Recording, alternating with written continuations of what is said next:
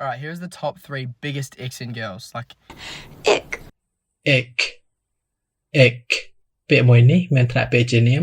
ហើយវាគឺជា slang ដែលកំពុងពេញនិយមមួយនៅលើបណ្ដាញសង្គមដែលទាក់ទងទៅនឹងទំនាក់ទំនងស្នេហាឬការណាត់ជួបហើយវាត្រូវបានប្រើដើម្បីសំដៅលើអ្វីដែលដៃគូរបស់យើងធ្វើដែលធ្វើឲ្យយើងមានអារម្មណ៍ខ្ពើម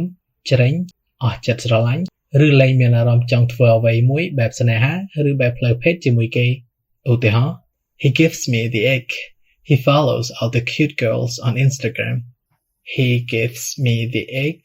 He follows all the cute girls on Instagram. មានន័យថាគាត់ធ្វើឲ្យខ្ញុំមានអារម្មណ៍ខ្ពើមអស់ចិត្តស្រឡាញ់ឬលែងមានអារម្មណ៍លើគាត់តាមដានស្រីស្អាតៗទាំងអស់នៅលើ Instagram ពាក្យថា ick ក៏ជាឧទានស័ព្ទមួយដែលយើងអាចប្រើដើម្បីបង្ហាញពីអារម្មណ៍ខ្ពើមរអាមឬអារម្មណ៍ចង់ក្អួតដែលយើងមានចំពោះអ្វីមួយឬនរណាម្នាក់ដែលមិនល្អឬដែលប៉ះពាល់យើងឧទាហរណ៍ There's a fly in my soup.